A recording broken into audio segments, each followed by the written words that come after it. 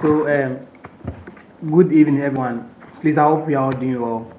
So, sorry we couldn't start at exactly the time we wanted to start. Um, I was having some network challenges. That is why I couldn't start exactly at the time we wanted to start.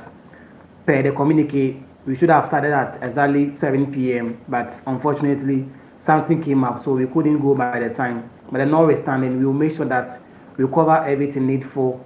That's very vital for your exam. Do you get it? So don't worry about that. All right. So if you are joining this session, my name is Manuel. Manuel is my name, and I am an MPhil graduate. Let me say a master's graduate at the Department of Sociology and Social Work. So that is where I am, and this evening I'm taking you guys through statistics, right? So I learned we are having God willing tomorrow, so I want to teach you guys areas that question might come on them. Are you okay?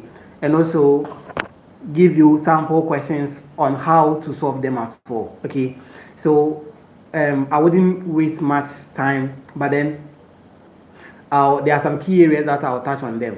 So one is the frequency distribution table. One, then two is the box and Whisker plots, and I'll also dwell something small on let me say a stem and leaf plots. Okay, now most of the discussion will dwell on probability. Okay, so that's why you see me holding this one, a deck, right? So I have a deck here with me, I have a coin here with me. Okay, I have a dice as well.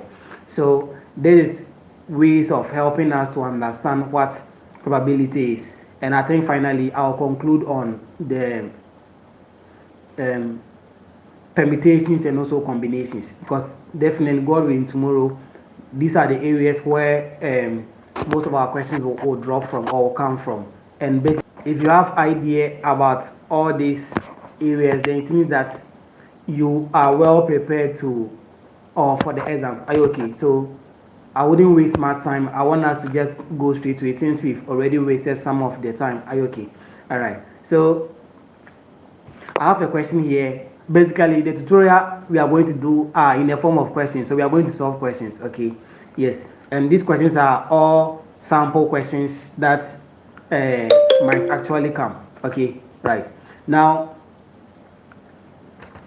it's first semester, and first semester it is more theoretical. If I say theoretical, the calculating aspects in this first semester is not that much. I think the only calculation has to do with, let's say, the permutations and the combinations as well as the probability, but then the rest are all more theoretical, especially, let's say, the levels of measurement. We have 4 levels of measurement at the nominal level, at the ordinal, at the ratio, and also at the interval level. These are all levels of measurement, and I think these are all theoretical things. It doesn't require you to calculate them. Are you okay? You just have to know them and give examples to them. That is all. All right. Now, the first question that we are going to just go straight into it will have to be a box and Whisker plot. Okay. Before we go to the questions here, I'll change the screen from me towards my screen. Yes. So if we say a box and Whisker plot, you know that is a type of probability that has 5 main properties. Okay. So a box and Whisker plot has 5 main properties. So it has the minimum number, the maximum number, the first quartile, the second quartile, and also the third quartile. So these are things regarding a box and Whisker plot. And then with the box and Whisker plot, it requires only one calculation aspect. And the calculation is that when we are asked to find the interquartile range, okay? And you find the interquartile range is very, very simple. Just the difference between the first quartile and the third quartile. It's very, very simple. Okay. Now I'm just going to change the screen or the camera off me to the screen. Then we'll go through these sample questions. Okay. So I want to first of all adjust the questions first, and I can project it well for everybody to see. So when I project it and you don't see it well, let me know from the chat session, so that I'll adjust it well for you guys. Okay. And also, please let me know if you can hear my voice. Is my voice okay or it's down? Please can let me know if the voice is down or it's okay. All right. Yeah. So let me know from the chat section if my voice is okay or the voice is down, so I can readjust it. Okay.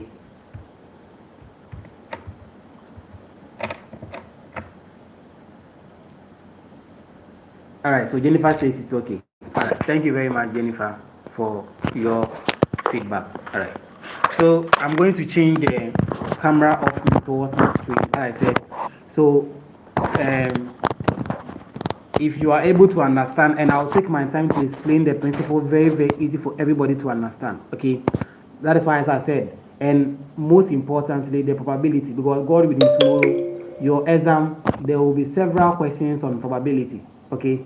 And it's very important for you to know what probability is and also the kind of examples under it. So I have about 5 or 6 examples under probability. They are all different, and I'm sure if you are able to understand the examples I brought here, trust me, God willing, no matter how they twist the question, you will know that this requires this or that requires that. Okay.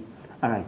Now I'm changing the camera off into the screen. As I said, the first scenario or the example we are going to solve is on a box and whisker plot. Okay. Now I'm changing the camera off me towards the screen. Okay. Now let's look at this this plot very, very well. Okay. So if you look at the example on the screen, it says that use the box plots given to answer question 1 and 2. And there's one thing I want you to guys know concerning statistics. Statistics examination comes in the form of preambles. So if there's a question on, let's say, frequency distribution, it will come in the form of a preamble. And in that preamble, you can use that preamble to solve about 5 questions. So what it simply means is that someone says, I can't see it well. Jennifer, please, can you check? Can you see it well now? Jennifer, please, is it okay now?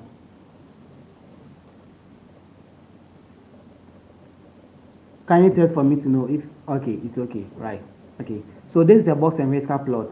So if we look at the plot very, very well, now you see we have a number here.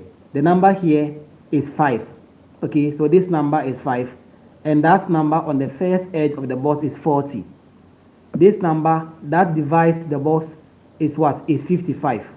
The other number here is 60. Okay, and here is 65. So it's just a sample box and whisker plot. And they are saying that we should use this preamble to solve question 1 and 2. Okay, now the first question they are asking us that they say we should find the interquartile range. So you see, the first question is a calculation question, that we should find the interquartile range.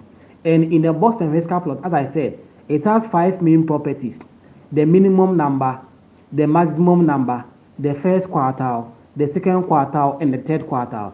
These are the properties of a box and whisker plot. Okay, now when the box plot is in front of you, on your far left, so you see far left, and normally see this is the box. Okay, someone says I can't see it. I can't see it. Please, can you see it now? Ernest, can you see it now?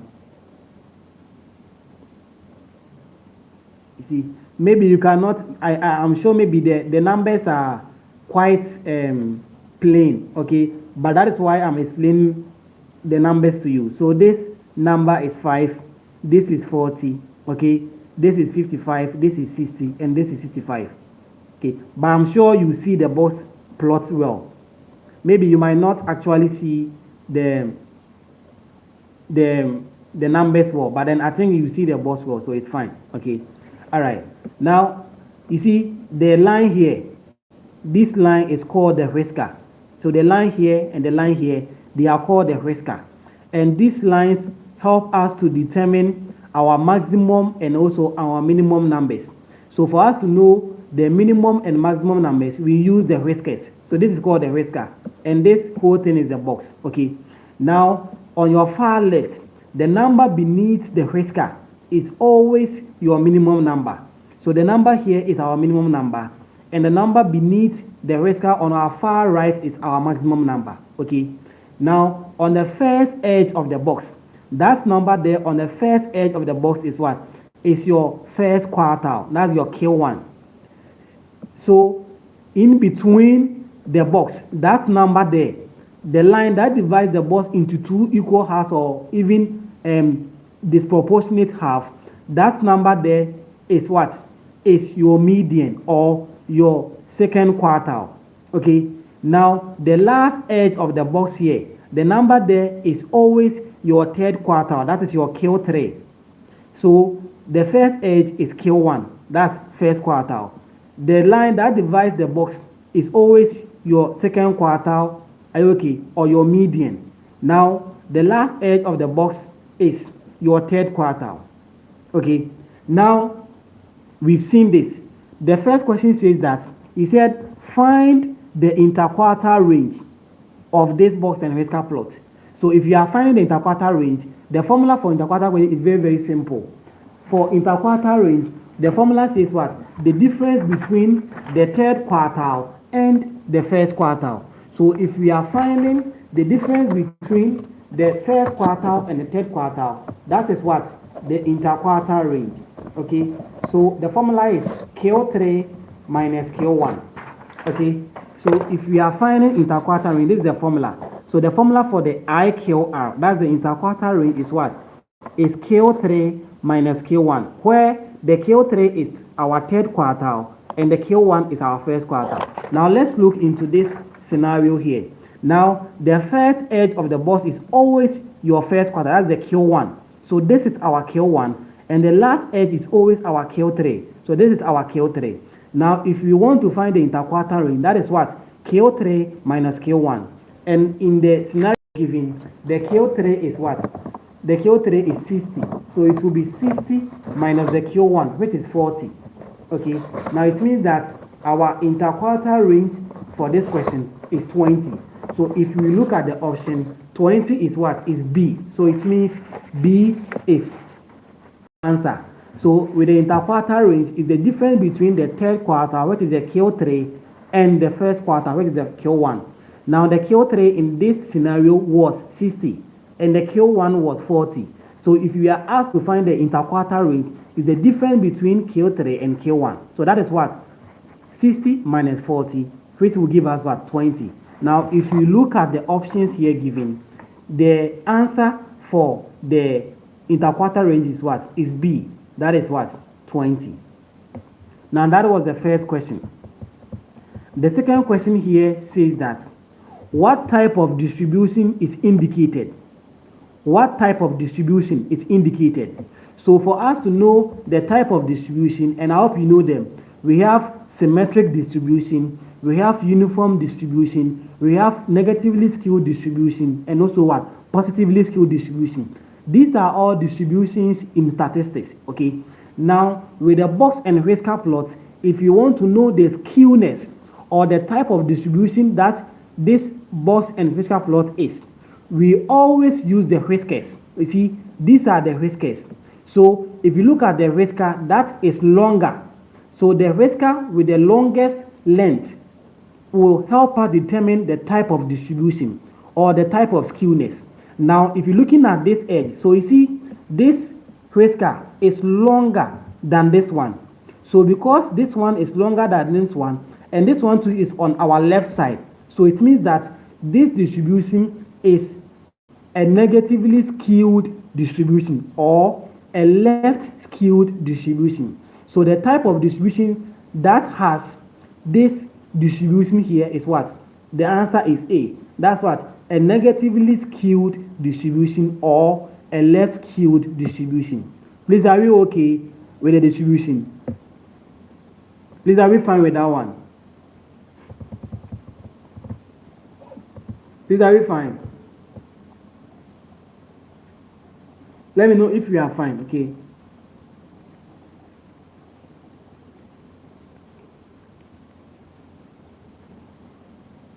Please, are we fine with that question?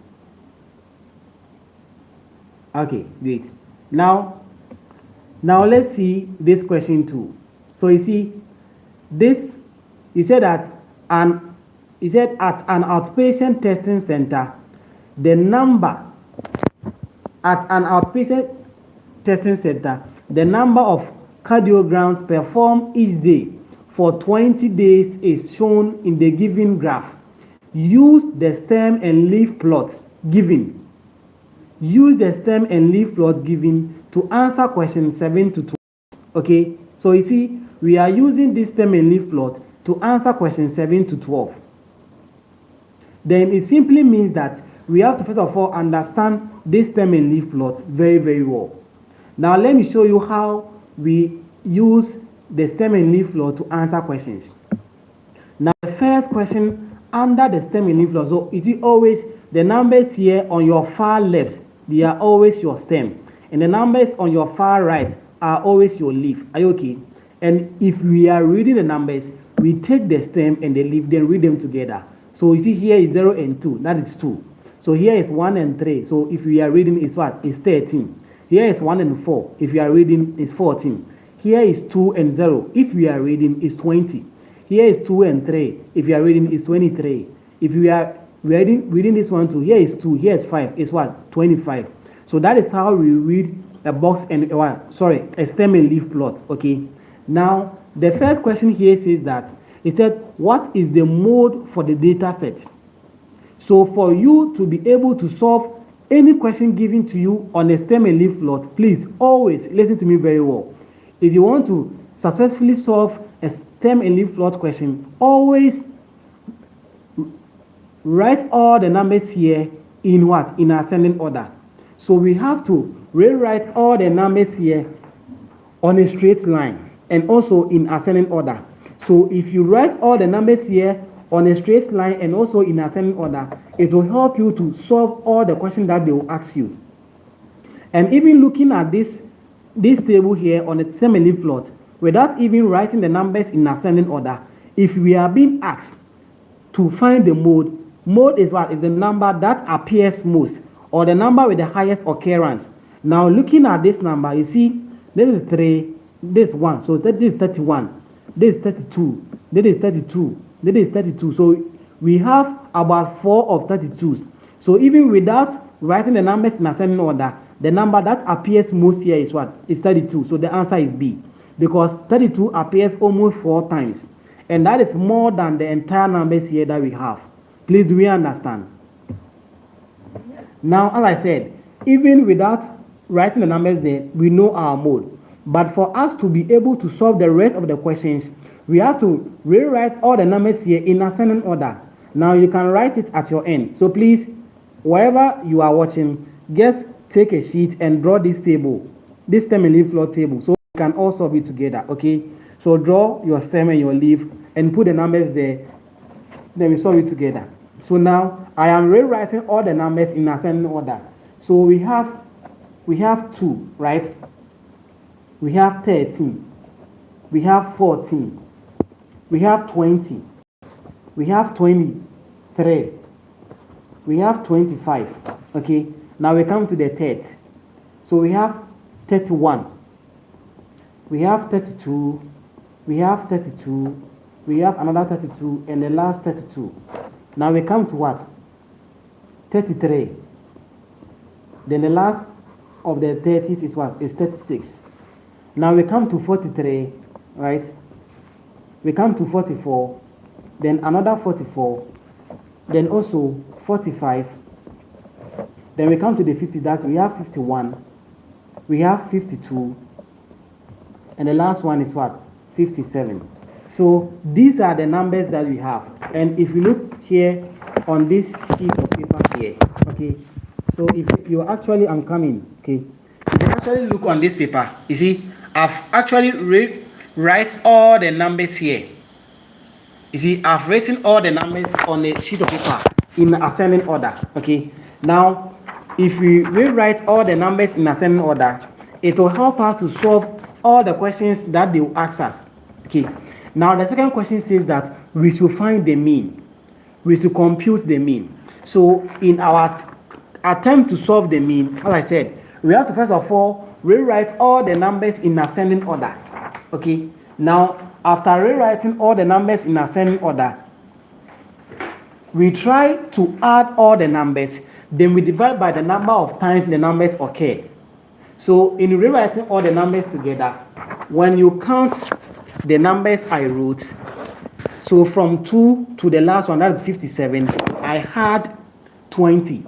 If you count all the numbers, they are 20. Okay, so maybe you can help me here. Okay, so you see we have 2, we have 13, we have 14, we have 20, 23, 25, 31. If we count all the numbers, they are 20 in total. Okay, now let's count them together. So we have 2, so 1, 2, 3, 4, 5, 6, 7, 8, 9, 10, 11, 12, 13, 14, 15, okay, 16, 17, 18, 19, 20. So the total number of all the numbers here are 20. Okay, now if we want to compute the mean, if we want to find the mean, we add all these numbers together, then we divide all of them by 20. So if we add all the numbers and divide by 20, that is how we find the mean. Okay, and if you do as I am telling you right now, okay, we add all the numbers, then we divide by 20, we will get 33.05. okay, now 33.05 becomes our mean. It becomes our mean. Please, I hope now we get how we solve the mean.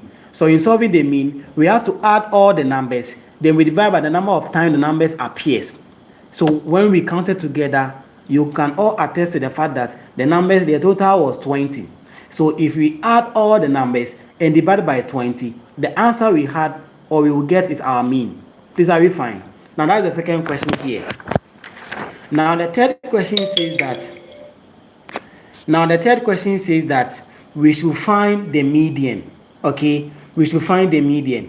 And as I told you guys, the best way to find the median is that you have to first of all rearrange the numbers in ascending order, as I did on the paper. Now, in order for us to find the median, we have to rewrite all the numbers, in ascending order. Now, if we find the median is simply the middle number. Okay, so if we are finding the middle number on these entries, the numbers are 20 in total. So it means that we will have 2 middle numbers because the number is 20 in total. Now we count from here. So 1, 2, 3, 4, 5, 6, 7, 8, 9. So this is the 9th number here from our left. Now we count from our right. So from our right, 1, 2, 3, 4, 5, 6, 7, 8, 9. So this is also from our right. Okay. Now we have two numbers in the middle, and the 2 numbers in the middle are all 32. So for us to find the median, it's very simple. In finding the median, since we have 2 middle numbers, we add the 2 middle numbers, then we divide by 2. Okay, that is how we find the median. The numbers in total were 20. Now we counted from here, from the first start.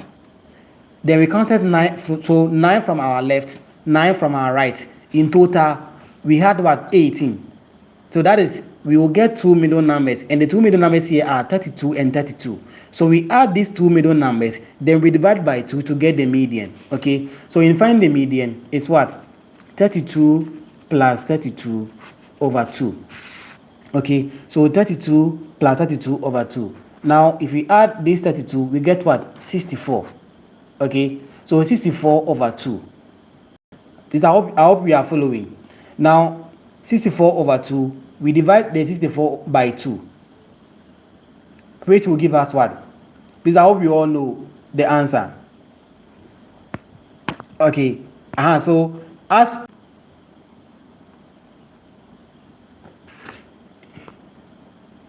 great. So that is the answer. So 64 by 2 is what? Is 32.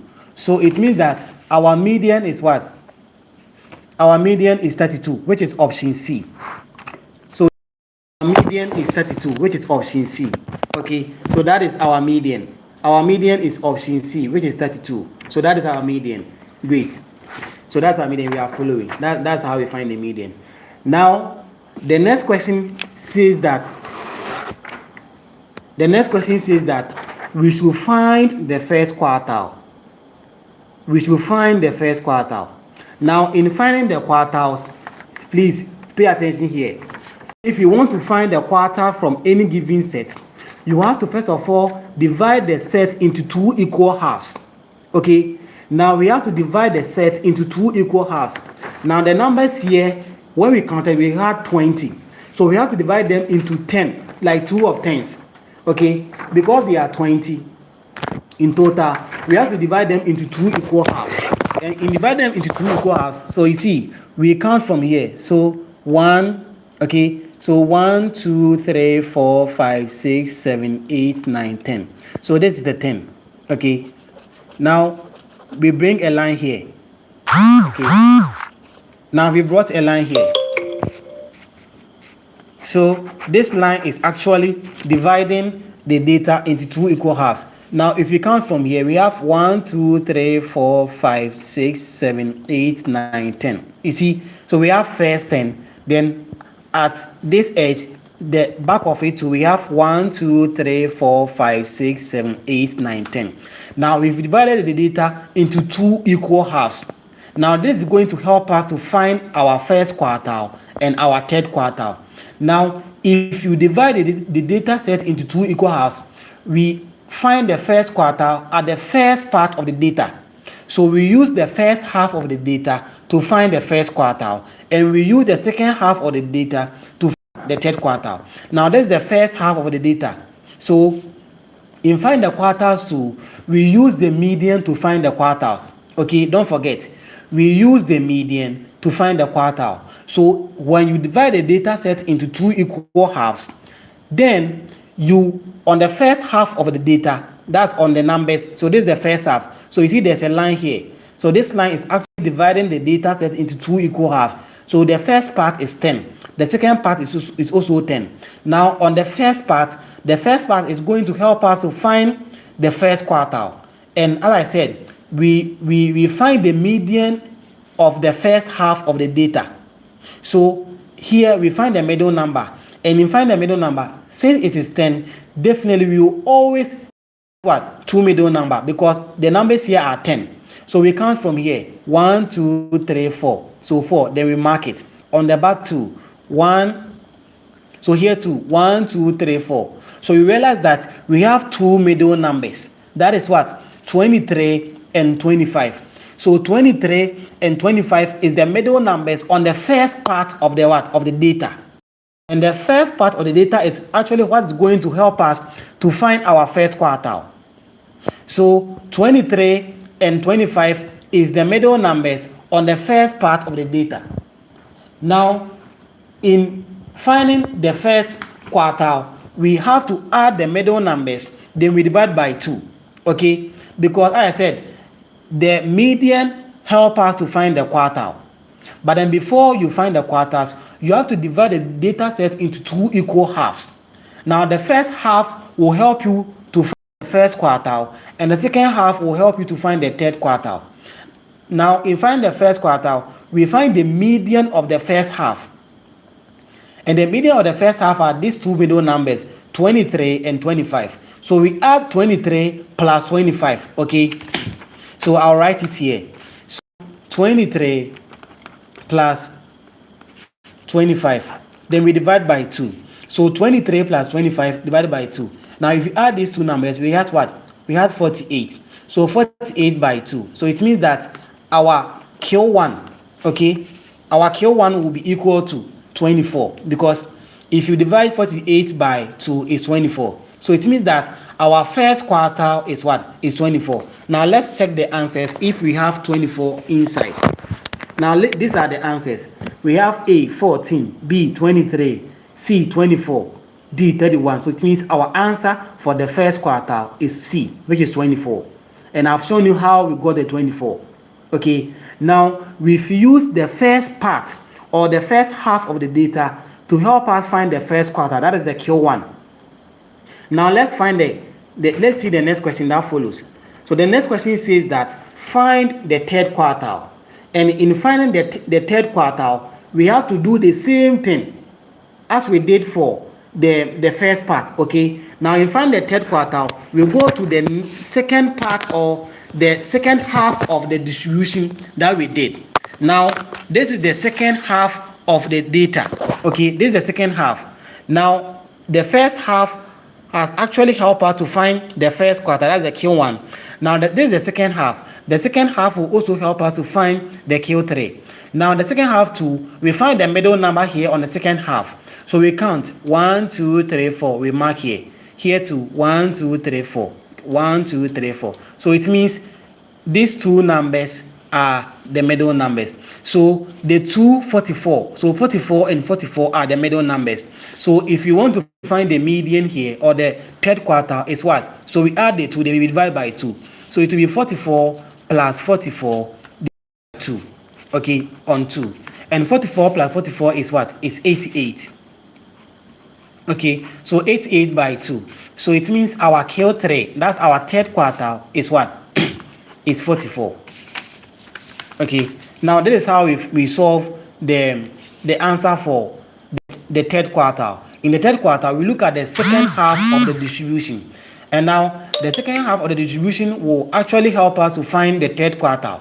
Okay, now we find the median of the second half. Since the numbers were 10, we will have two middle numbers.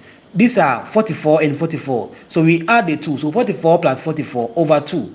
Now if you add the 2, we had what? 88. So 88 on 2 is what? It's 44. So it means that our third quartile is what? Is 44. Now let's check the answers if we have 44. Now looking at the answers, you see 44 is what? Is B. So it means our third quartile is what? Is B. That is 44. Please, are we getting it? Please, are we getting it? Please, are we getting it?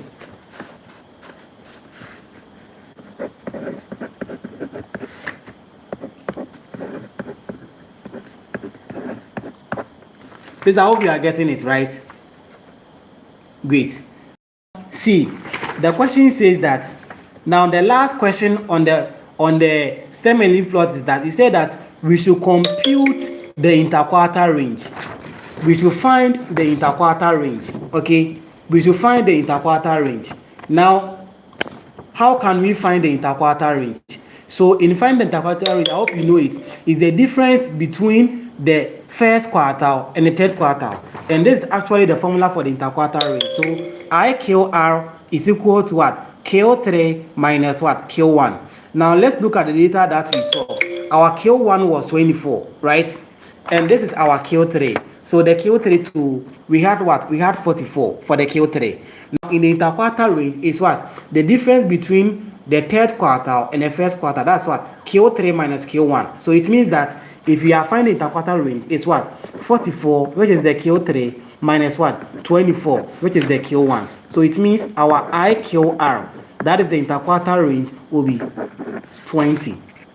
Okay, so our third quartile in the question that we saw was 44, and the first quartile, that's the Q1, was 24. Now in finding the interquartile range, we find the difference between the two. So 44 minus 24, which is what? 20. So it means that our IQR, that is the interquartile range, is 20. Now let's check the answers. Do we have 20 there? Yes. So 20 is what? Is C. So it means that our IQR is 20, which is C. So it means we are done with what? The stem and leaf plot. So please, as I said, this is how the exam will be. The exam will be in the form of preambles. So you actually use the preamble to solve about 4 or 5 questions. So it means that if you know, you know. And if you don't know too, you don't know.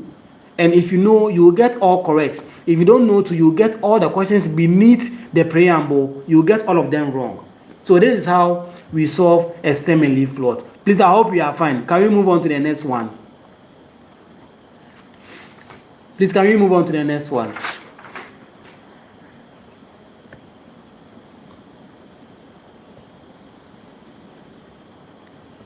Okay. Now, the last one we will be solving, then we move on to the most pressing ones, is the frequency distribution table. Actually, the distribution looks a bit blurred, but then I will be mentioning the figures so that you know what we are solving. Okay, don't worry about it. Okay, so this frequency says that we should use it to answer question 13 to 18. So what this, don't worry, I know you can't see it, well, I'll try and mention the figure so that you can write it well. Okay, so please, wherever you are, you can also construct this table. Now we have the class limit here. Okay, class limit, and the other one is frequency. So we have class limit and frequency, and now the first class interval here is 2.1 to 2.7. so we have 2.1 to 2.7, and the frequency of that first class interval is what? Is 12. The frequency is 12. Now the second class interval, we have 2.8 to 3.4. 2.8 to 3.4. The frequency is what? 13. Now the third class interval, we have 3.5 to 4.1. So 3.5 to 4.1. 3.5 to 4.1. The frequency is 7. The frequency is 7. Now the fourth class interval, we have 4.2 to 4.8. 4.2 to 4.8. Now the frequency is 5. The frequency is 5. Now the fifth class interval, the class interval is what? 4.9 to 5.5. 4.9 to 5.5. Now the frequency here is 2. The frequency here is 2. Now the last one, that is the sixth class interval, we have 5.6 to 6.2. 5.6 to 6.2. The frequency here too is 1. So please, I hope we've gotten them. Please, are we fine with them?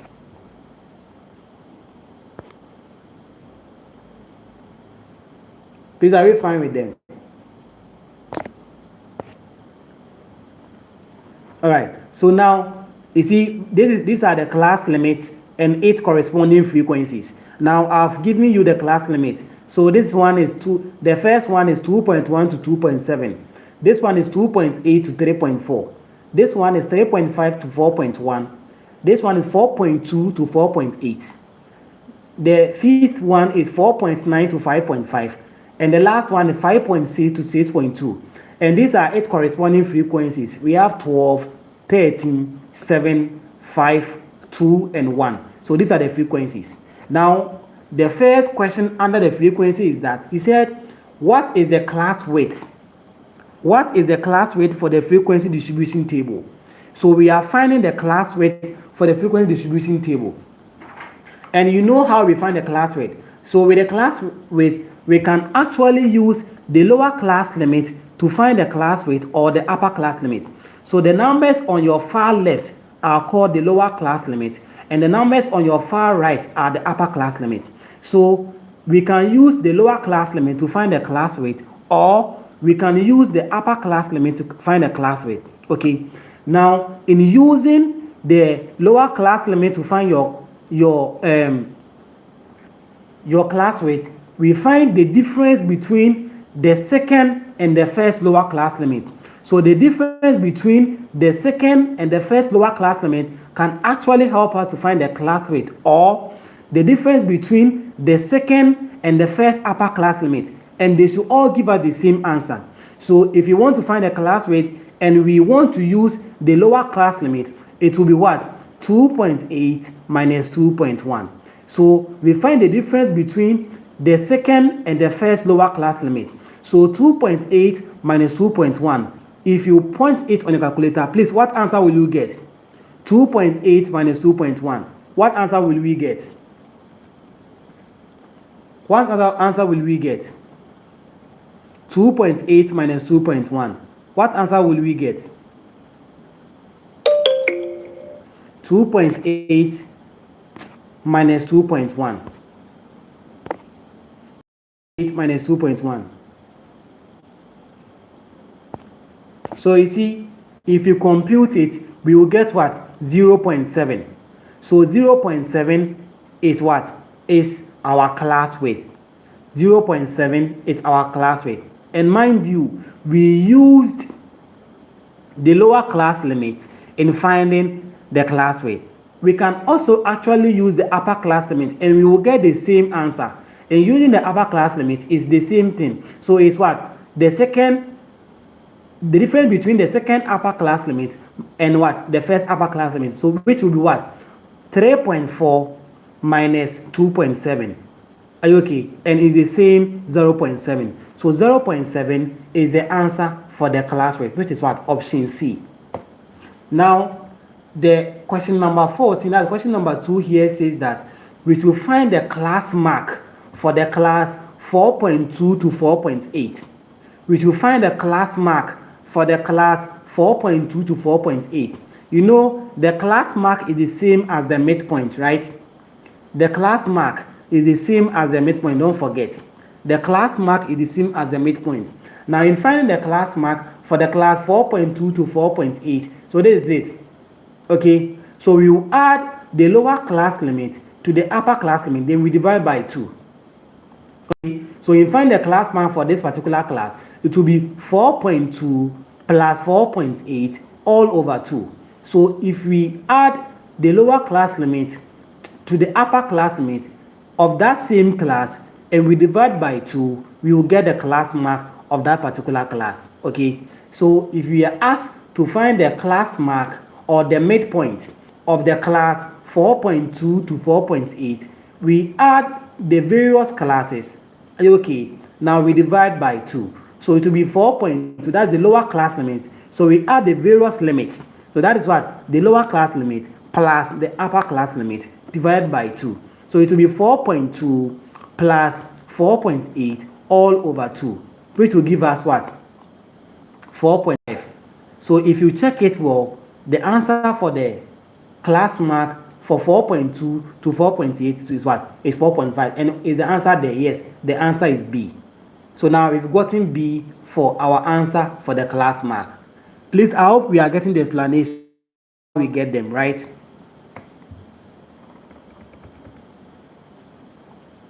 Okay. Now, the next question says that we should find the class boundary for the class 2.1 to 2.7. We should find the class boundary for the class 2.1 to 2.7. So how are we to compute for the class boundary on the class 2.1 to 2.7?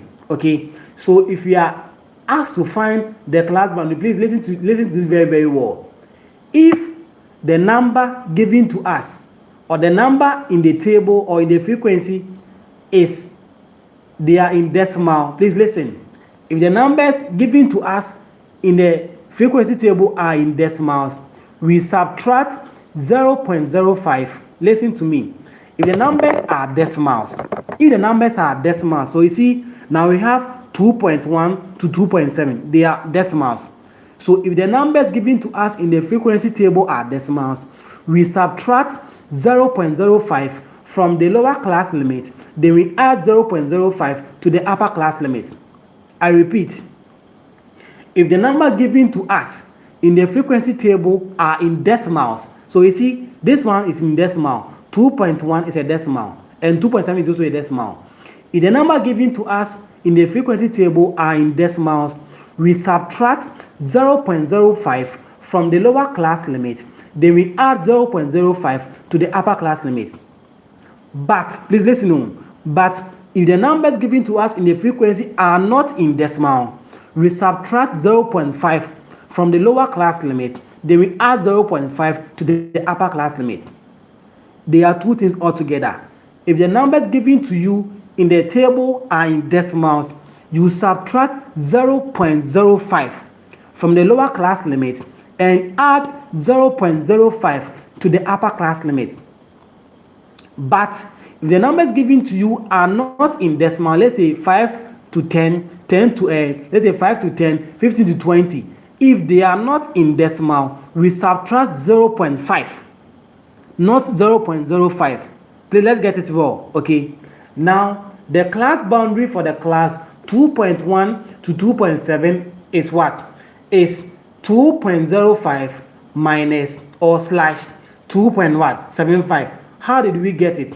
We subtracted 0.05 from 2.1, getting 2.05, and we also added 0.05 to what? To 2.7, getting 2.75.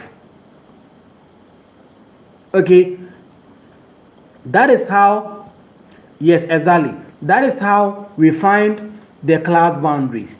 That is how we find the class boundaries for a particular given class. Okay, don't forget.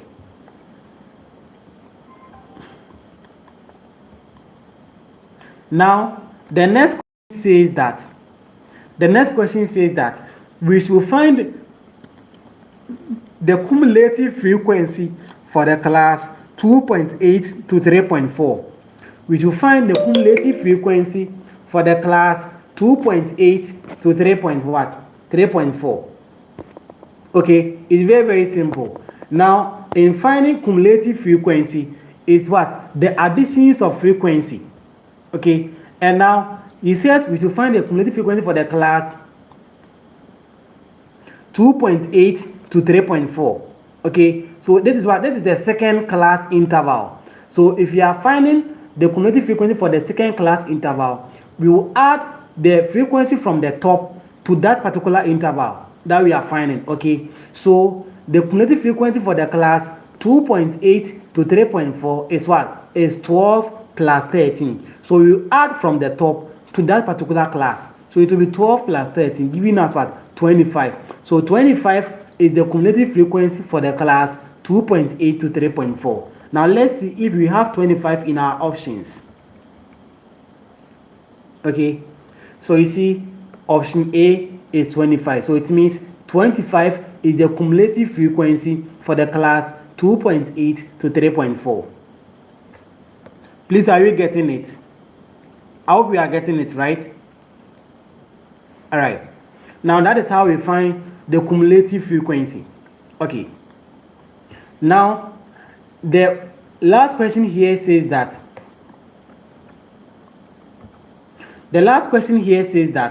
we should find the relative frequency for the class 4.9 to 5.5. We are finding the relative frequency for the class 4.9 to 5.5. Okay, so to find relative frequency of a particular class, first of all, we have to find the total frequency. Okay, now we have to add all these frequencies together. So it will be 12 plus 13 plus 7 plus 5 plus 2 plus 1. So if we sum all the frequencies, then we get what? Total frequency of what? Of 40. If we add all these numbers, we have to get 40. So 12 plus 13 plus 7 plus 5 plus 2 plus 1 will give us 40. So 40 is the total frequency.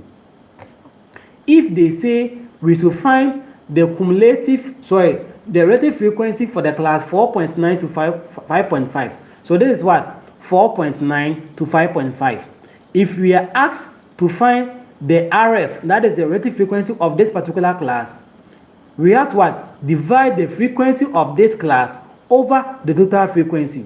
So it will be what? The frequency of that particular class over the total frequency. That is the relative frequency of that class. So it will be 2 on what? 14 or 2 over 40. So if we divide 2 by the total frequency, which is 40, we will get the relative frequency for this class. So the frequency of this class is 2. If we are finding the relative frequency of this class is the frequency of that class over the total frequency. So it will be 2 over total frequency, which is what? Which was 40. So 2 over 40 will give us the relative frequency for this particular class. Now, if we divide 2 by 40, okay, we have to send into decimal. Okay, so I think 2 by 40 will give. Okay, so we have to take our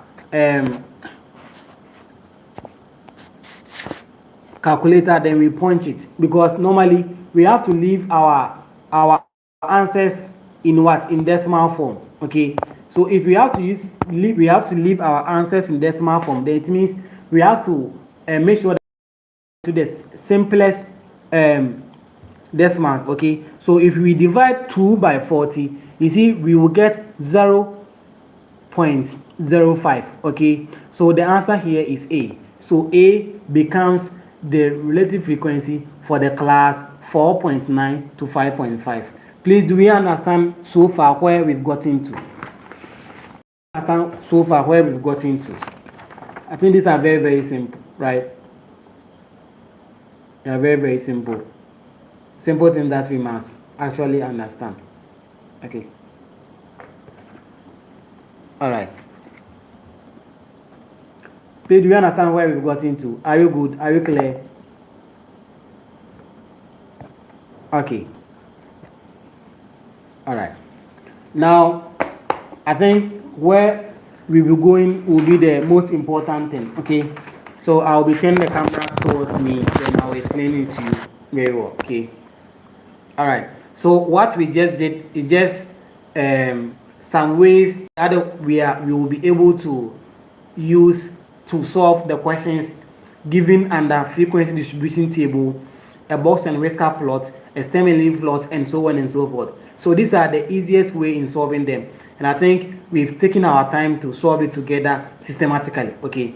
Now let's go to probability. Okay, as I said, going tomorrow, you have several questions there. That one there, I won't lie to you. You have 7 questions there. Okay. Now, in probability, we have to understand some key terms under it. So the first term that I would want to explain is an outcome. Okay, an outcome. So when you hear an outcome in probability, an outcome is what? Is the result of a single trial. So the results of a single trial in a probability experiment is called an outcome. Okay. So for instance, I think I had a coin here. Let me see. Okay, I'm coming. Okay.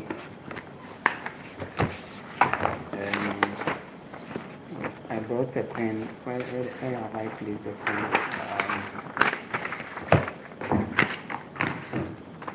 Okay.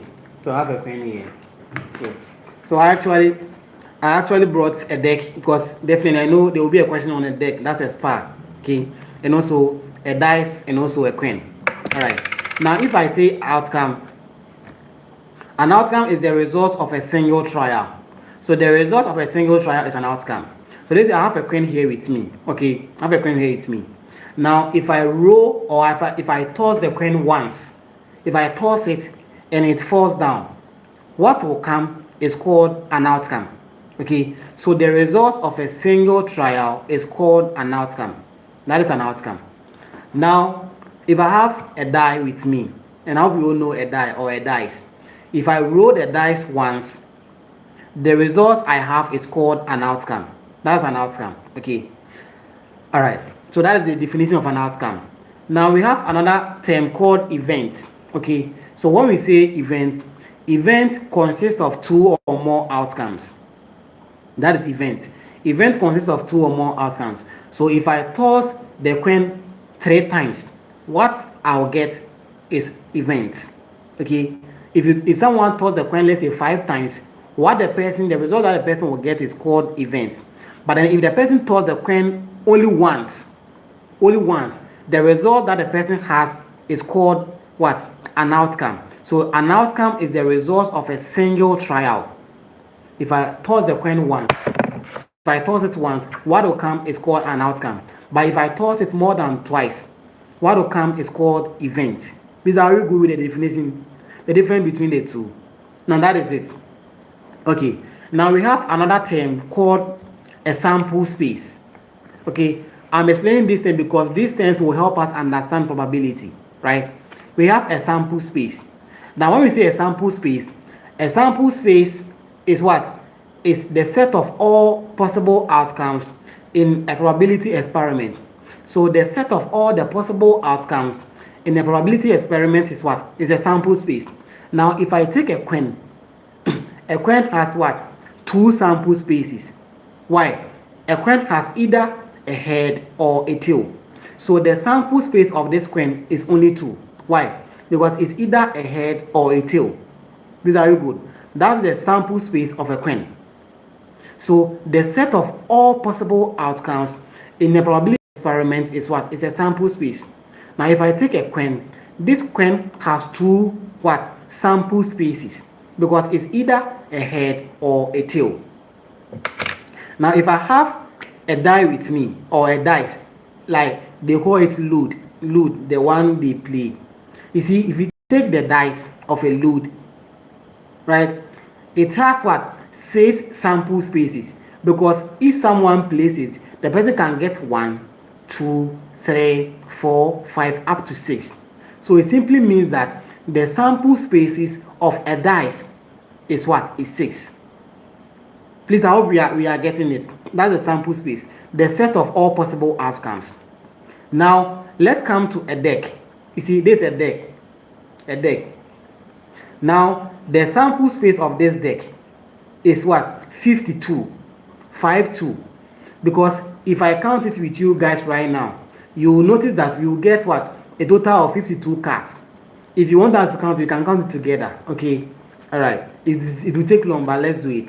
So you see, this is 1, okay, 2, 3, 4, 5, 6, right, 7, 8, 9, 10, 11, 12, 13, 14, 15, 16, 17, 18, 19, 20. So let me put 20 down. So this is 20. Now let me count. 21, okay, 22, 23, 24. No, this one is not part. Okay, so 23. This one is a joker, it's not part. 23, okay, 24, okay, 25, 26,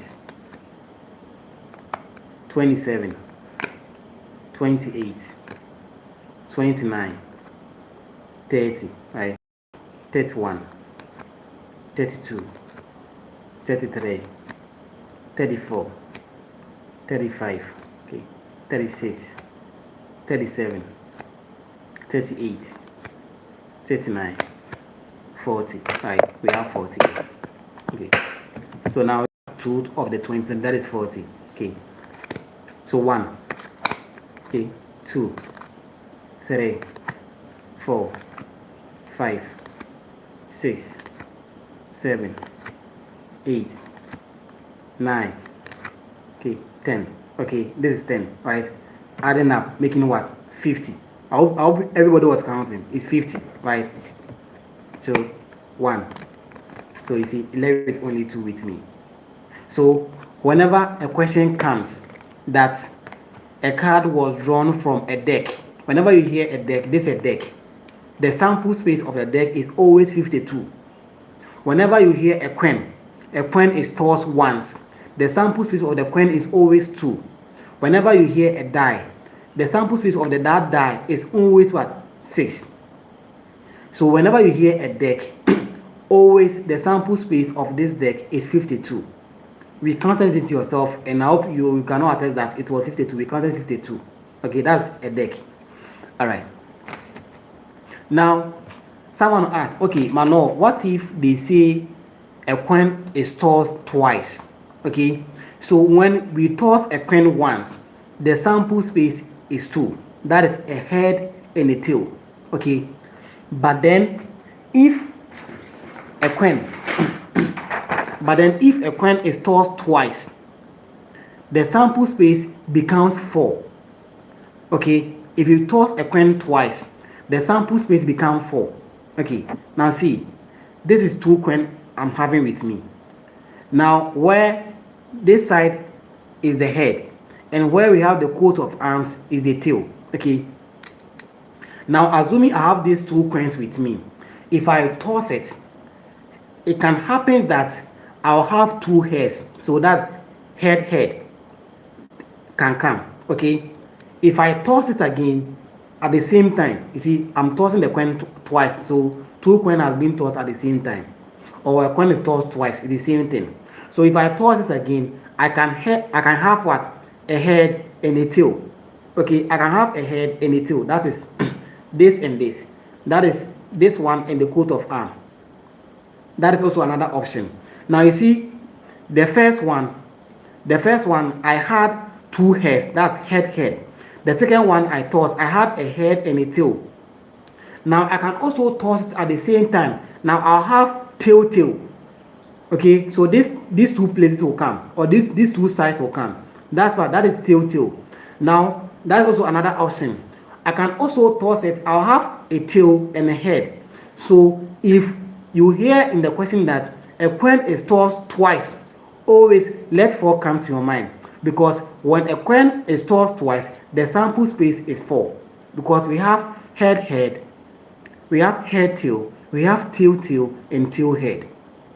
That is 4. Okay, now let me write here for you. So that's what I'm trying to say. Okay, so let's say we have 1 coin. Okay, so we have 1 coin. So when a coin is tossed once, so we have a head and a tail. So it means the sample space is 2. But then if a coin is tossed what? Twice, that's 2 times. When a coin is tossed twice, the sample space change from what? 2 to 4. We can have head, we can have head tail, we can have tail, and what? Tail head. So the sample space becomes 4. Okay, now I want to show it to you. Okay, so you see, when a coin is tossed once, the sample space is what? Is a head and a tail. That is 2 sample space. But when the coin is tossed twice, we can have a head, we can have a head tail, we can have a tail, and also a tail head. Now if you count them, it's what? 1, see, 1 is here, 2, 3, 4. So that is why the sample space is 4. So when a coin is tossed twice, the sample space changes from 2 to 4. But then when a coin is tossed once, the sample space is only what? Only 1 or 2. Are you okay? When we toss a coin once, the sample space is either a head or a tail. But then when 2 coins are being tossed at the same time, or when a coin is tossed twice, the sample space is what? Is 4. Because we can get head, head, tail, and tail head. Please, I hope you are fine. So that's one trick that you should know about probability. Okay. Now we have simple events. I brought some examples here for us to solve. Okay. Now, wherever you are listening, I want you to write this example down, then we solve it together. Okay. So the first example I brought was that a fair coin. Okay, a fair coin is tossed twice. A fair coin is tossed twice. A fair coin is tossed twice. What is the probability of getting 2 hairs? A fair coin is tossed twice. What is the probability of getting 2 hairs and a head and a tail? So the questions are actually 2 under 8. So it's like a preamble. A fair coin is tossed twice. Full stop. What's the probability of getting now 1? So I is what? 2 hairs. I, a head and a tail.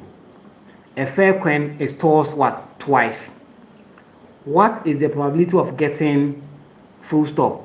I, what? 2 hairs. I, a head and a tail. So if a coin is tossed twice, and we are asked to find the probability of we getting I, that is what? 2 hairs. So it means that where in the sample space are we getting H and H? That is 2 hairs. Okay. Now if you look at this very well, see, this is when a coin is tossed twice. Okay. When a coin is tossed twice, we have head, head, tail, and tail head. So if the question is saying that a fair coin is tossed twice, what the probability of you getting 2 hairs? So you see, looking through all this sample space, the only sample space or the only option that was having 2 hairs was this one.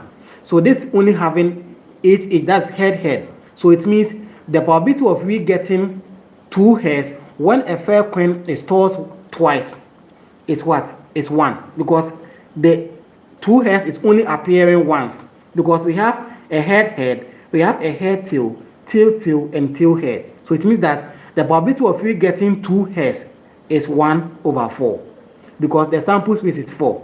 So the probability of we getting 2 hairs is what? Is 1/4, because we only have 2 hairs, 1 here. It only appears 1 here or once here. So the probability of we getting 2 hairs is 1/4.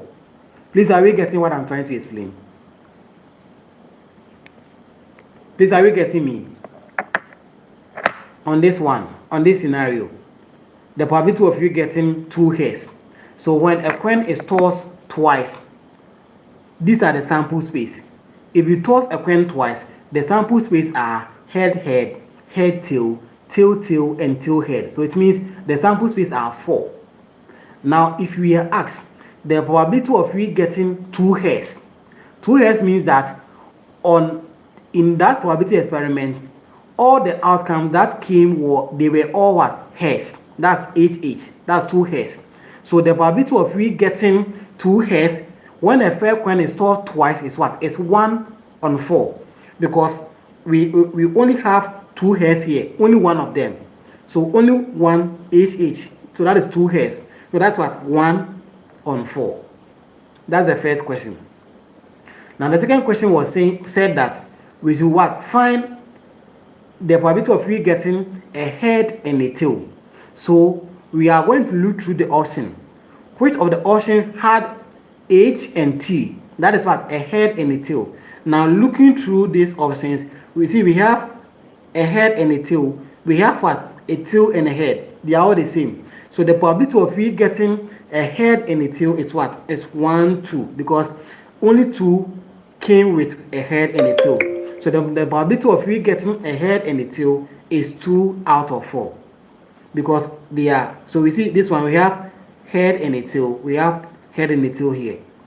So whether tail and head, we just want H and T. So the probability of we getting a head and a tail in these options are, so you see here we had H and T, one here and another one also here. So the probability of we getting a head and a tail are what? 1 and 2. That is what? 2 on 4, which is half. Which is half. Please, are we getting it? Are we getting it? So that is it. So when a coin is tossed twice, these are the sample space. We have head, head, we have head, tail, we have tail, tail, and what? Tail, head. So if we are asked that a fair coin is tossed twice, what is the probability of you getting a head and a tail? You see, this is one head and a tail. Okay, and this is also another head and a tail. So we have 1 and 2. So the probability of you getting a head and a tail is what? Is 2 out of the sample space, which is 4. So 2 on 4. That's the answer for the probability of you getting a head and a tail. Please, are you fine?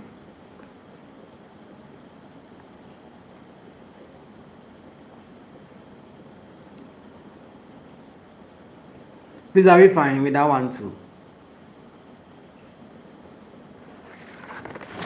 Are you fine with that one?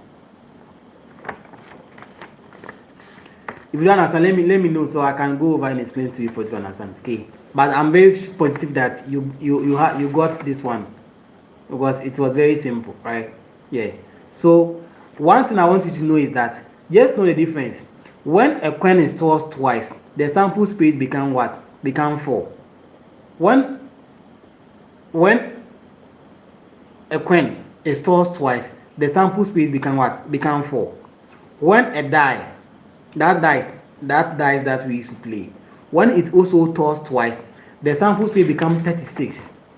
Okay, so when you toss, or when you toss not even when you roll a die, okay, so when you roll a die twice, okay, the sample space become 36.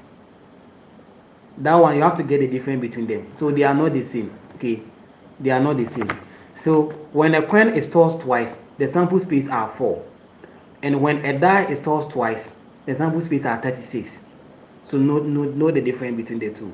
But when a coin is tossed once, the sample space are 2. That's a head and a tail. And when a die is tossed once, the sample space are 6. That's 1 up to 6. Okay. So let's get the difference. It's not difficult. Okay. Okay. So let's say we have this question like a coin is tossed what? Let me say a die is rolled once. A die is rolled once. The die is the one we used to play load. So a die is rolled once. We to find the probability of you getting a 3. Let me explain. See, maybe sometimes it's used to confuse people. So they say that a die is rolled once. What is the probability of you getting a 5? So when a die is rolled once, the probability of you getting any of the numbers is once, not that number.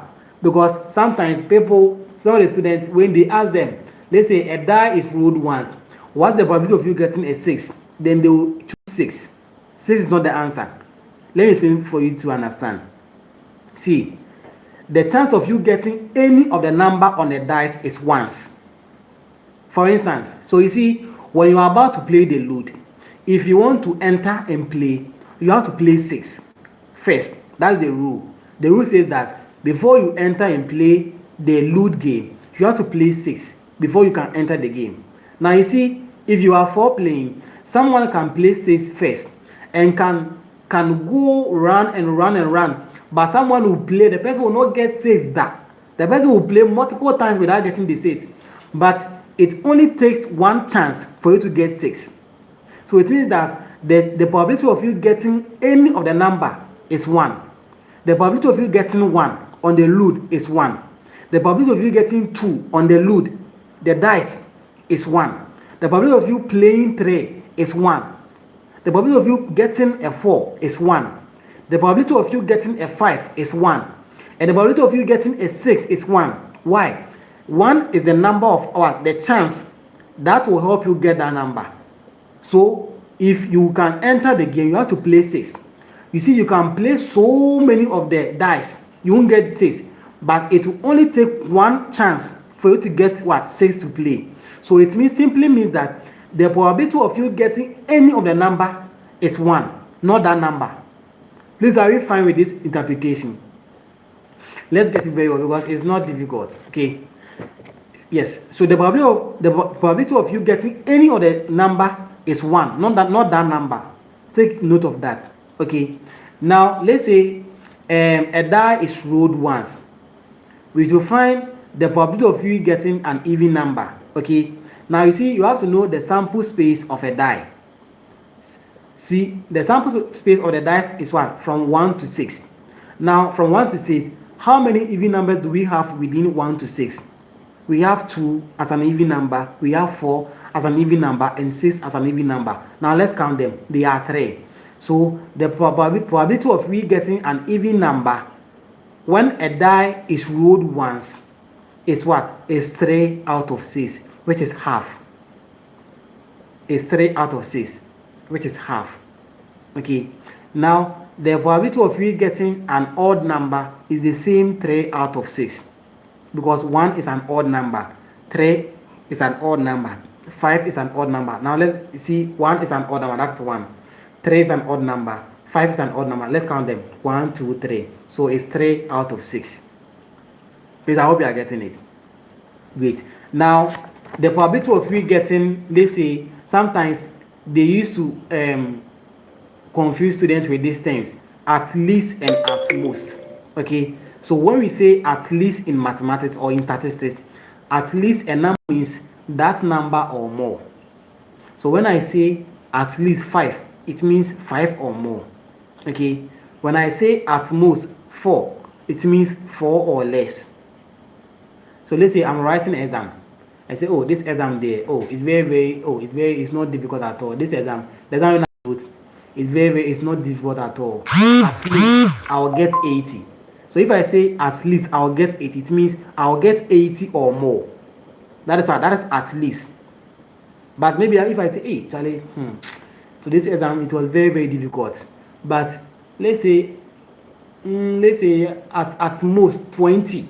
So if I say at most 20, it means that thing was very, very difficult that I can't even score 21. So if I say at most 20, it means 20 or less. Okay.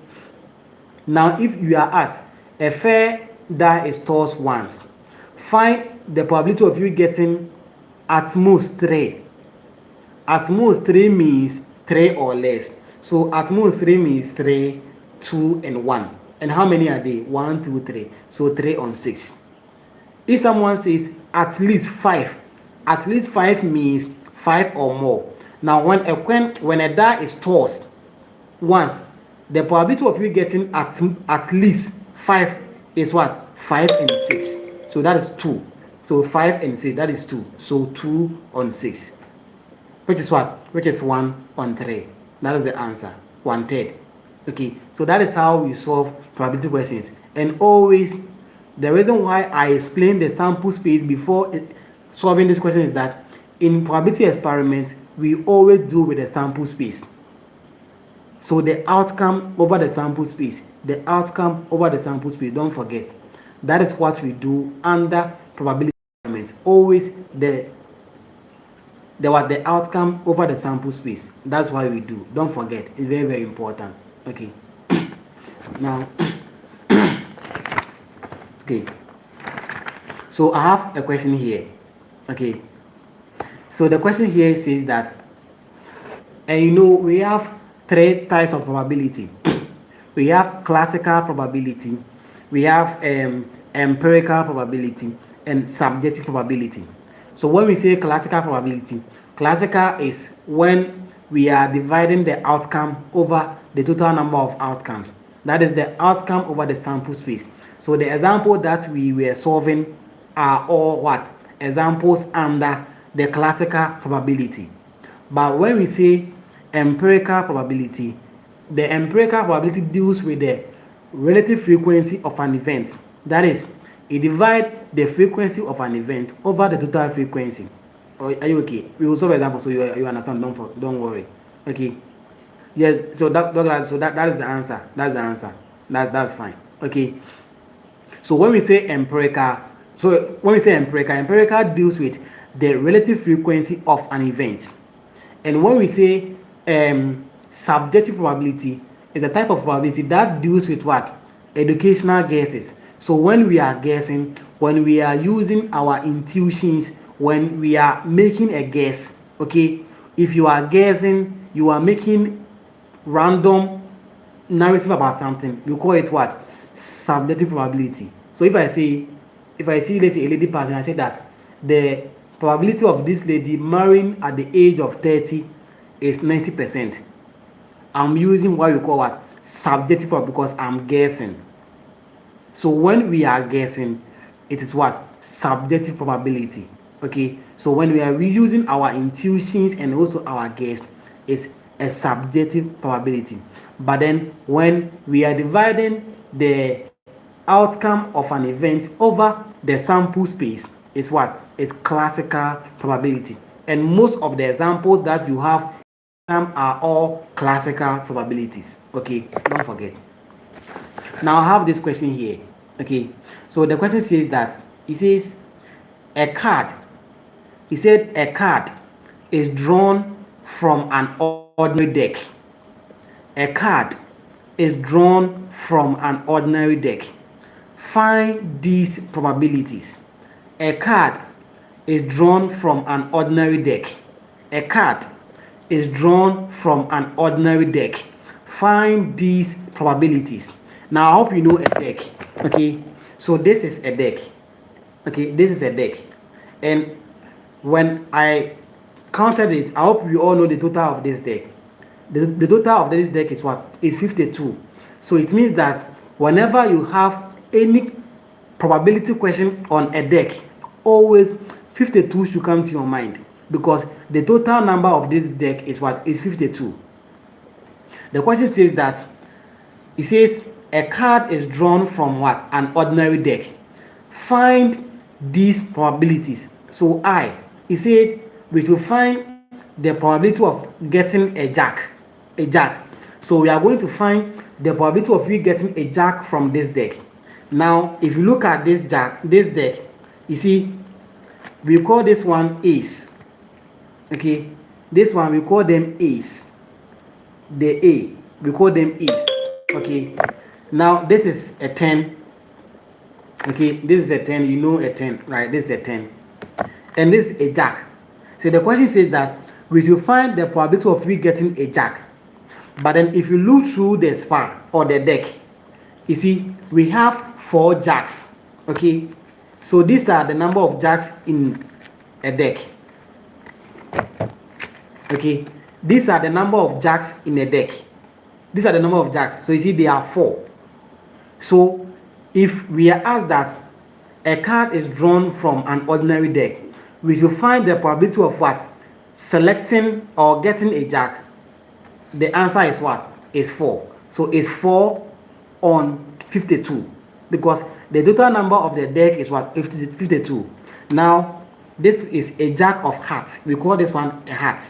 So a jack of hearts. Okay. Now this is a jack of diamond. We call this one diamond. A jack of diamond. Okay. Now this is a jack of spade. A jack of spade. We call this one a spade. And this is what? A club. If you see this one like the flower, it's called a club. So this is a jack of what? A club. Now if you count, if you look through the deck, we have 4 jacks. So the probability of we getting a jack when, okay, so I think someone is saying which chapter of mathematics is the most important. So I think for your exam, to be honest, you will get more questions on probability and also let me say combinations and permutations, as well as frequencies, okay, or measurements of variations and also dispersions as well. Okay, so we'll get more questions there. All right, now if you look through the deck, we have 4 jacks. Okay, we have a jack of hearts, a jack of diamond, a jack of spade, and a jack of what? Club. Now if we are asked that a card is drawn from an ordinary deck, we should find the probability of we getting a jack. So the probability of you getting a jack is what? Is 1, 2, 3, 4. So it's 4 over. The total number of decks are what? 52. So it's what? 4 on 52. That's the answer for this question. Okay. Now the second question says that we should find the probability of we getting a 6 of club. A 6 of club. And now I showed you the names of the cards. So this one is called a club. So if you see this flower, it's called a club. It's a club. Okay. Now if you see this one is what? It's a spade. If you see this one is what? It's a diamond. This is a diamond. Okay. Now if you see this one, this what? This is a heart. This is a heart. This is a heart. Are you okay? All right. Now the question says that we should find the probability of you getting a 6 of club. Now if you look through the cards, you see we have only one 6 of club. Okay, we have only 1 6 of club. So the probability of you getting a 6 of club is what? Is 1 on 52, because in the entire deck we have only 1 6 of club. We have other several 6 of what? The deck there, because if you look through the class, the deck, we have let me come. Okay, I actually want you to understand this. That's why I brought this one for you to understand. Okay, I actually want you to understand. That's why I brought this one, so that you understand. So whenever you hear a deck, as I told you, whenever you hear a deck, 52 should come to your mind. Always, whenever you hear a deck, 52 should come to your mind, because the total number of decks are what? Are 52. Okay. So now if you look through the deck, we have what? We have a 6 of hearts. There's only 1 6 of hearts. We have a 6 of what? Diamond. We have a 6 of spade, and also a 6 of what? Club. Now the question says that a card is drawn from an ordinary deck. We to find the probability of getting a 6 of clubs. So a 6 of clubs is what? It's just 1. So it's 1 over 52. Now that's the answer for this question. Okay. Now the third question says that we should find the probability of you getting a queen. A queen. So if you look through the deck too, okay, if you look through the deck too, we have several queens in the deck. Okay, we have several queens in the deck. If you look through the deck too, we have several queens. Okay, so you see, this is a queen. So this is a queen of spade. This is a queen of spade. That is 1. We have a queen of hearts. That is 2. We have a queen of club. That is 3. Now we have a queen of diamond. That is 4. So you see, that is the 4 number of queens that we have in the deck. So if we are asked that a card is drawn from a deck, we will find the probability of we getting a queen is what? Is 4. Because there's only 4 queens in a deck. So the answer is what? 4 on 52. Please, are you getting it? Please, are you getting it? Please let me know if you get it, okay? Let me know if you get it.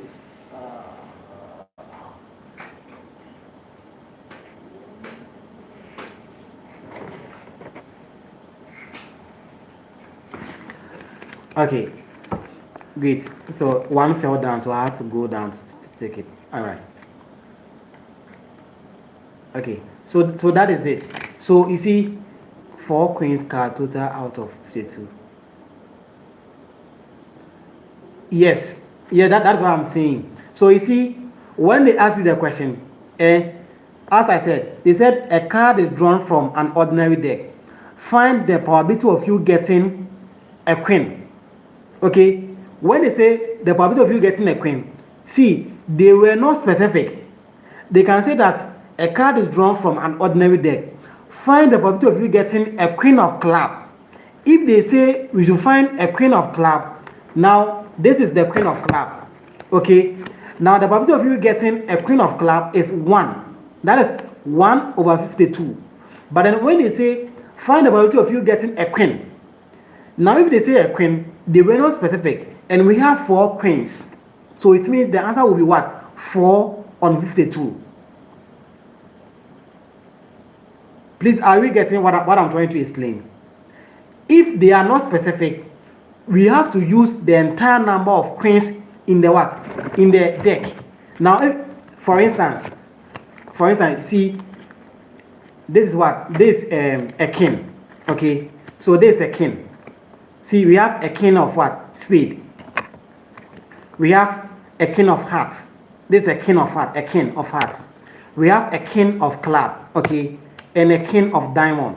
Now, see, that is all. So we have 4 kings.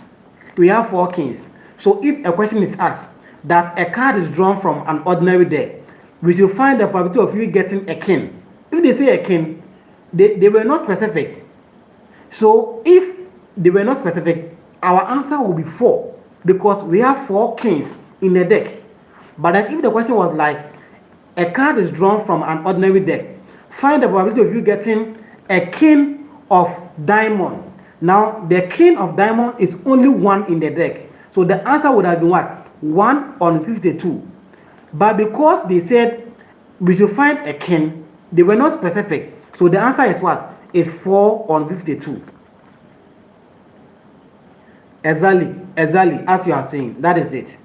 So you have to know. So when they are open, now we take everything. But then when they are specific, then we take what they are trying to tell us. Okay, so that is it. Don't. I think it's very easy to understand, and bringing this one will help you understand it very well. Okay. So when they are specific, it's specific. Are you okay? So assuming they say that okay, a card. Okay, I think I have another question here.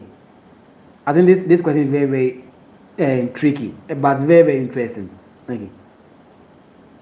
Okay. See, the question says that find the probability of getting a black 10. Listen, find the probability of getting a black 10 when drawing a card from a deck.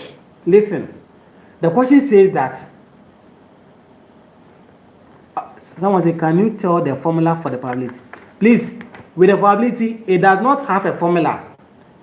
The only thing that will help you is the sample space and also the type of example they are giving you. If the question is on a deck, as I told you, whenever you hear any question on a deck, you should always put 52 in your mind because the total number of this deck is 52. So any question they ask you should be over 52. When they ask you a question on a die, the total number that should come to your mind is 6 because the die is 1 up to 6. Are you okay? When they ask you a question on a coin, the total number that should come to your mind is 2 because when a coin is tossed once, the sample space is 2. That's a head and a tail. When they ask you that a coin is tossed twice, the sample space is 4. So this is what you should know. Okay?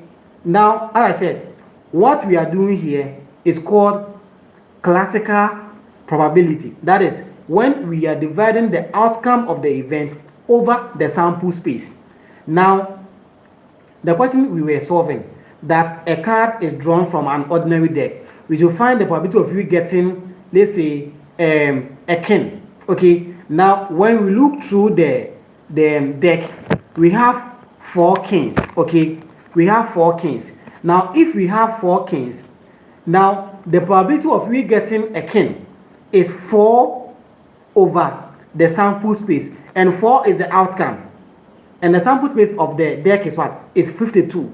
So that's what? 4 over 52. Please, are you getting it? Now, let's get back to the question I read earlier on. It says that find the probability of getting a black 10 when drawing a card from a deck. We should find the probability of getting a black 10. Listen, we should find the probability of getting a black 10 when drawing a card from a deck. So now we have to just quickly go through the deck and select our 10s. So listen. Now these are the 10s in the deck. We have a 10 of diamond. We have a 10 of diamond. We have a 10 of hearts. A 10 of hearts, okay. We have a 10 of club. This is a 10 of club.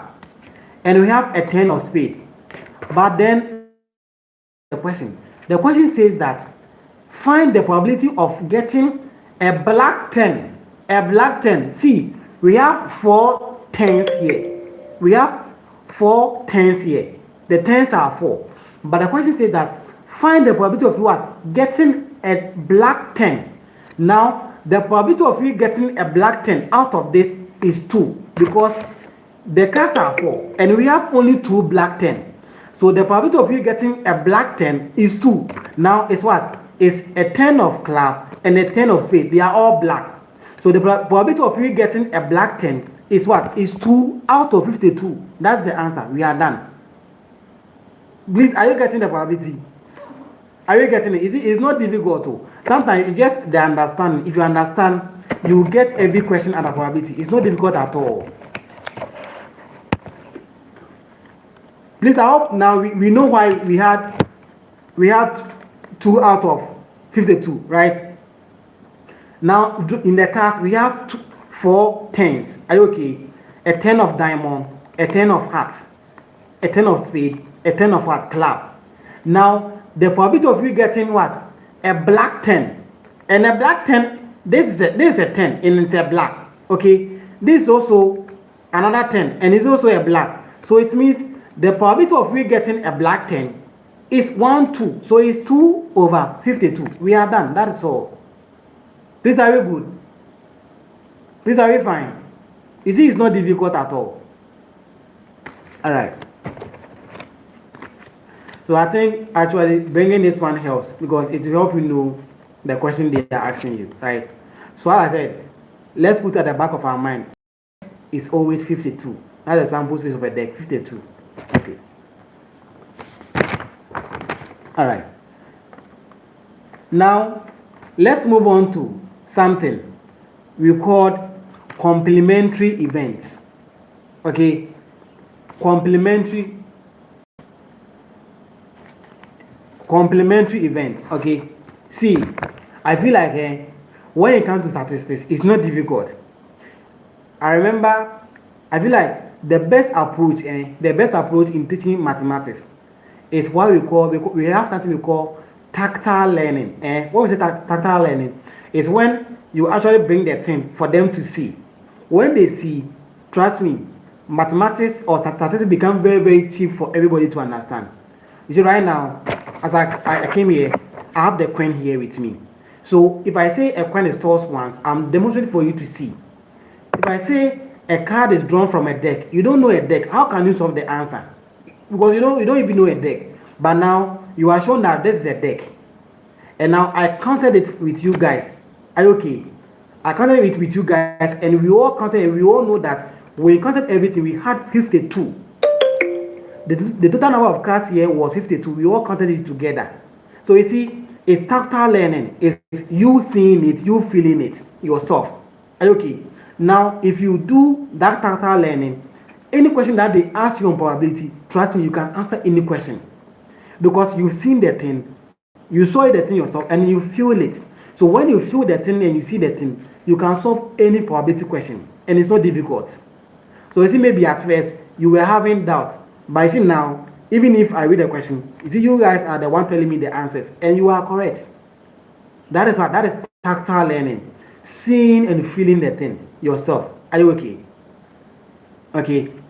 So you said total number of cars is 52, and total number of a coin is 2, and the side of die is 6. Yes.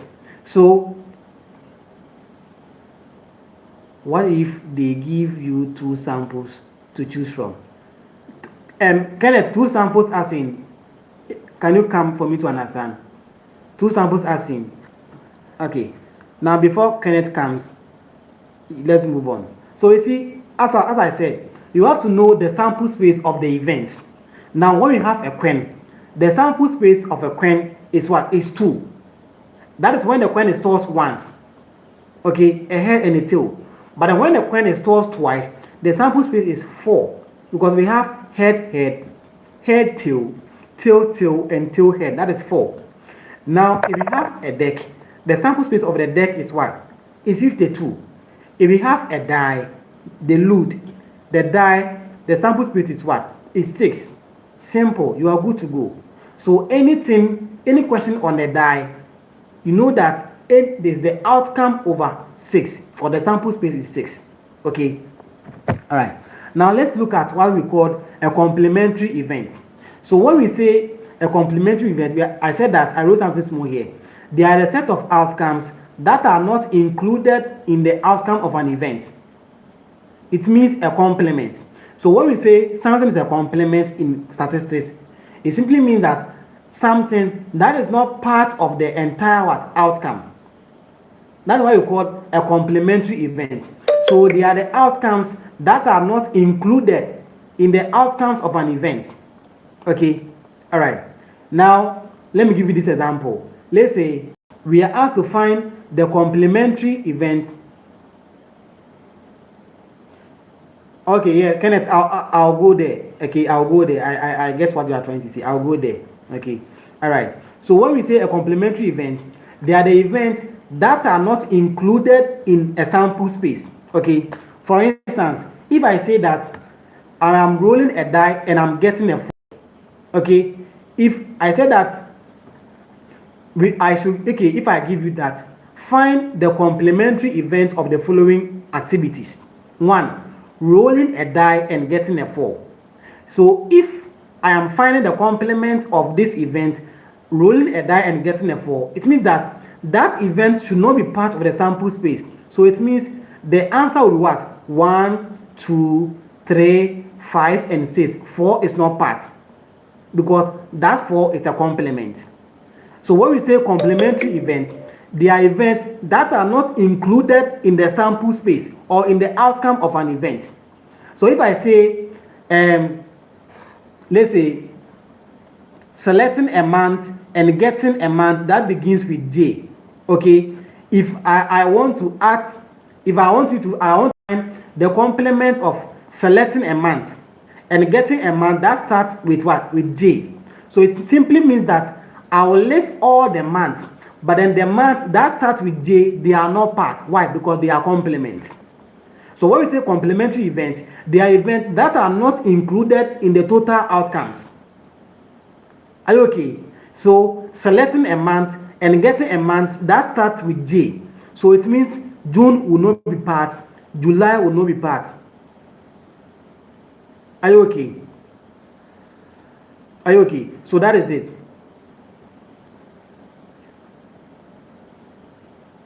If I get a jack of diamond which is not included in the sample space. Yeah, Kenneth, I get you. You see, we will get it very soon. I get your questions. And that question too, we might get some. Okay. Whereas selecting maybe a box contain 3 white, two blue. I'll get there. Okay, I'll get there very soon. Okay, maybe I think in the next 15 minutes we should end, but I'll wrap up very soon. Okay, so as I said, so when we say a complementary event, they are the events that are not included in what, in the outcome of an event. So if I say that, let's say I toss a coin, are you okay? The probability of me getting a head. So it means that if I'm listing the outcome, I should not include head inside in the outcome because the head is a complement. Okay, that's fine. All right. Now under probability, we have several rules under probability. We have the addition rule and the multiplication rule. These are all rules under probability, but then they all have their own interpretation. Okay, so listen, God willing, tomorrow when you are reading any question, okay, and you find any question on probability, and you find that, let's say, you find, let's say, the probability of you getting A or B. So in here, the probability of you getting A or B, that is what? That is addition rule. It means you have to add the two outcomes. The probability of you getting A or B is so because of the OR. So the OR means addition. So the probability of you getting A or B is addition. And the probability of you getting A and B is what? Multiplication rule. So the multiplication rule deals with AND, and the addition rule deals with what? OR. There are examples so that we can get it. Okay. All right. Okay. So I think I brought some scenarios here so that we will understand. All right. Okay. So let me give you this example. It says that, so this example is actually under addition rule. As I said, the addition rule deals with what? Or. So when you're having A or something, okay, a boy or a girl. So when you hear or, that is what? Addition rule. So or, that is addition, then and multiplication. So let's look at this example. He said, a day of the week, listen, a day of the week is selected at random. A day of the week is selected at random. Find the probability that it is a weekend day. A day of the week is selected at random. Find the probability that it's a weekend day. Now you and I can actually tell that when we say a weekend, it's actually Saturday or Sunday. That is a weekend. Are you okay? Saturday or Sunday. That is a weekend. So this is what? An example under addition rule. So because it's all, now we have to add the two events. So it will be probability of what? Sunday plus probability of what? Saturday. Or let me come so that it will be in a correct manner. So probability of what? Saturday plus probability of what? Sunday. So the probability of you getting Saturday is what? Is 1 out of 7. And probability of you getting Sunday is what? 1 out of 7. Now we add the two together. We get what? 2 out of 7. So the probability of you getting a weekend day is what? 2 out of 7. And how do we get it? It's what? Saturday or Sunday. So we add Saturday to Sunday. Now we get what? The answer. That is what? Addition rule. Please, are you good? So addition rule deals with or nor. So when you hear nor, maybe A nor B, A or B, that is what? Addition rule. All right. Now there's this question I want us to pay critical attention to. Okay. Now it says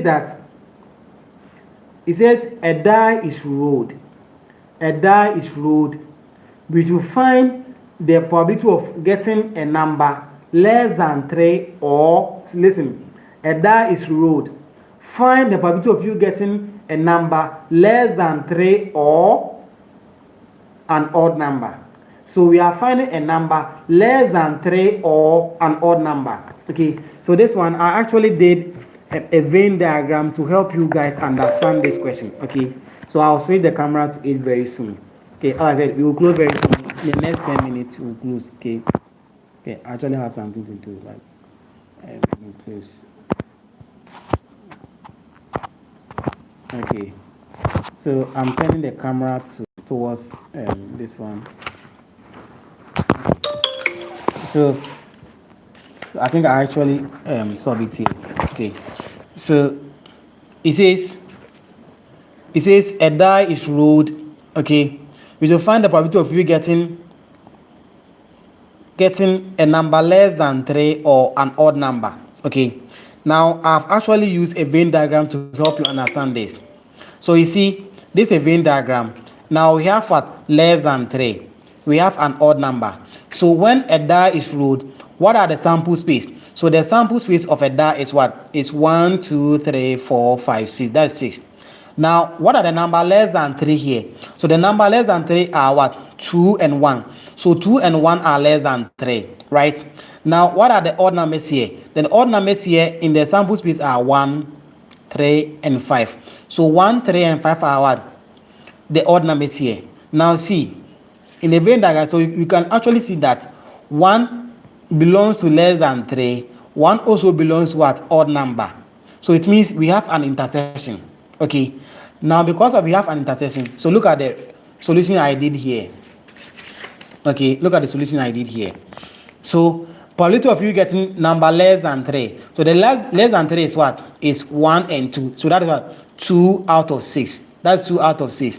And probability of you getting an odd number is what? Odd number are 1, 3, and 5. So if you count it, they are 1, 2, 3. So that's also what? 3 out of 6. So 3 out of 6. But then look, you see we have an intersection because they all have 1 in between. So we have what? So the intersection is what? Is 1 out of 6. Now, because it's addition rule and we've gotten an intersection, we will subtract the intersection from what? From the addition what? Of the two events. So it will be probability of A plus probability of B minus the intersection. So this is what? The probability of the less than 3, probability of the what? Odd number minus the intersection. So it will be 2 on 3 plus 3 on 6 minus 1 on 6. And the 1 on 6 here is what? Is the intersection. So if you subtract the intersection from the events, now we get 0.67. So that is what? That is the answer for this question. Okay. That's the answer for that particular question. So whenever you hear maybe a die is rolled, find the probability of you getting a number less than this, or whenever you hear or, it means addition rule. It means you are adding the two events together. That's addition rule. Okay. Now if you go to multiplication rule, with the multiplication rule, as I said, it deals with, so the multiplication rule deals with what? And so maybe A, maybe Amma and Kofi. Okay, A and B. All right. Now let's look at this one too. See this question. It said a coin is flipped. You see, a coin. So this coin is flipped. We flipped the coin, and a die is rolled. Now we have a die, and we also roll the die at the same time, right?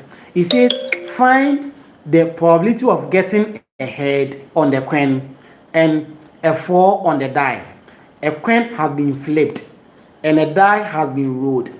We should find the probability of we getting a coin, getting what? A head on the coin, and also a 4 on a die.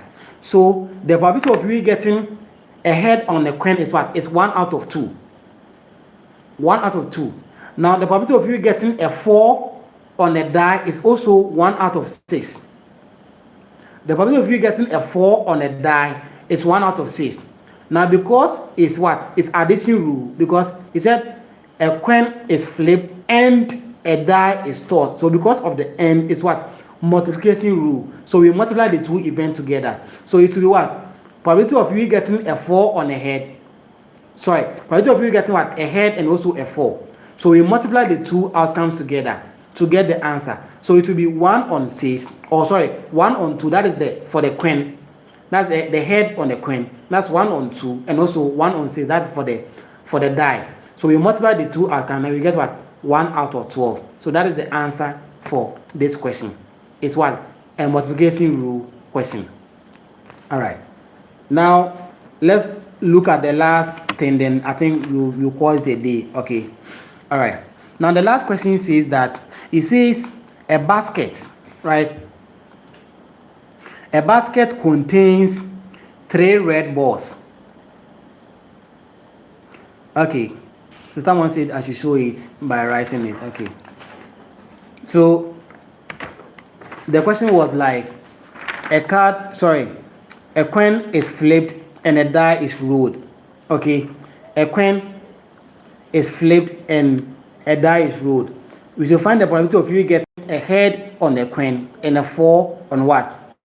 So probability of you getting a head, okay, and probability of you getting what? 4. Okay, so probability of you getting a head on a coin is 1 out of 2, and probability of you getting a 4 is what? On a coin is 1 out of 6. So we multiply the two outcomes, so it will be what? 1 out of 2 times 1 out of 6, which will give us what? 1 out of 2. So someone wants to see this. Okay, so now probability of you getting a head on a coin and probability of you getting what? A 4 on a die. Now probability of you getting a head on the coin is what? Is 1 out of 2, because the coin has 2 what? Outcomes, either a head or a tail. So 1 out of 2, and the probability of you getting a 4 on a die is what? 1 out of 6. Now because of this end, it's multiplication rule, so we multiply the two outcomes. So 1 out of 2 times 1 out of 6. So 1 times 1 is 1. 2 times 6 is what? Is 12. So the final answer is what? Is 1 on 12. So this is the answer for that probability question, the coin and also the die question. All right.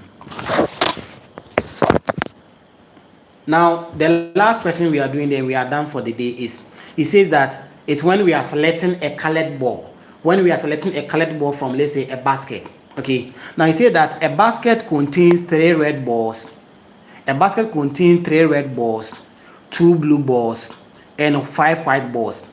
A basket contains 3 red balls, 2 blue balls, and also 5 white balls. And you say that a ball is selected at random. A ball is selected at random.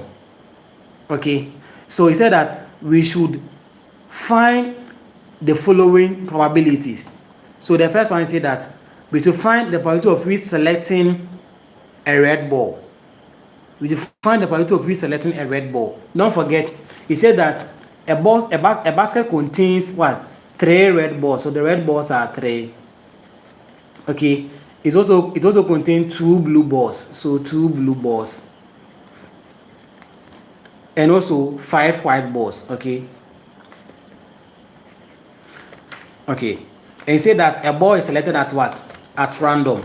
So with this one, we have to find the total number of balls. So we add the balls. So we have 3 red, 2 blue, 5 white. So the total number of balls is what? Is 10.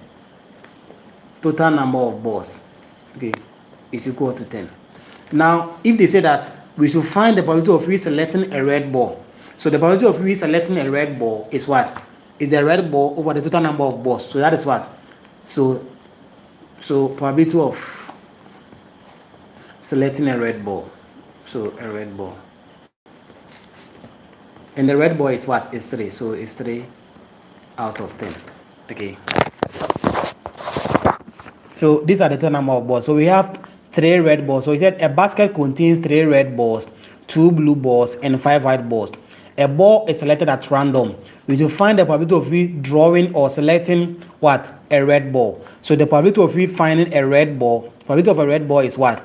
Is the red ball number over the total what? Number of balls, which was what? Which was 10. So the total number of balls was 10. So that's what? 3 on 10. That is what the probability of we selecting a red ball. Now the same thing, the probability of we selecting a blue ball. So probability of a blue ball. So probability of what? A blue ball. So blue ball is also what? So the blue ball is 2. So 2 on 10. Okay, so always you find the total number of balls. Okay. All right. Now let's say the answers. The probability of we probability of you selecting one red ball and one blue ball. Okay, so the probability of you selecting a blue ball and a what and a red ball. So probability of you selecting, so you see now probability of what selecting a blue ball, okay, a blue and red ball. Okay, so you see probability of selecting a blue ball and also what a red ball. Now because of this n, it's what multiplication rule.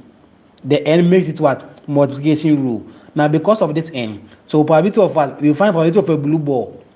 Okay, probability of blue ball, okay, times probability of what red ball. Okay, red ball like this. All right, now the probability of a blue ball is what? Probability of the blue, how many blue balls do we have? We have 2. So it's what? 2 on 10. Are you okay? So 2 on 10 times probability of the red ball. So the red ball were how many? So they were also 3. So 3 on 10. Okay. So we multiply this together. So the probability of you selecting a blue ball and a red ball is what? Is 2 on 10 times 3 on what? On 10. So 2 times 3 is what? Is 6. So 6 on 100. So this is the answer. It's what? It's a question. Okay. So 2 on 10 times 3 on 10. So 2 times 3 is 6. 10 times 10 is what? It's 100. So you see, it's very simple. It's very simple. It's not something difficult. Okay. All right. So I think at least you've understood something, right? So the last thing we couldn't do is the permutation and combination. So with that one, you can come to this same channel. I have videos on them there. As the same way as I'm explaining, you get them with examples as I did here. So you can come to the channel and watch them. That's permutation and combination. Okay. Yeah. So I think I've done my best. I know teaching statistics online is quite something, but I'm very hopeful that today at least you've understood something, if not all, something small, right? All right. So thank you very much for your time, and I wish you all the best. So please, the video will be here. Okay. So just rest, then come back. Let's say I'm done, and come and watch everything that we've done. Trust me, if you go to the exam hall, you can actually solve everything. Okay. So thank you very much. So my name is Manuel. See you next time. Okay. Bye bye. Okay, so please, if you haven't subscribed to the channel, kindly subscribe to the page for us, okay, so that we can bring you more interesting content. So if you haven't subscribed, kindly subscribe to the channel for us before you leave. Okay, God bless you, and I wish you all the best in your exam. Okay, all right.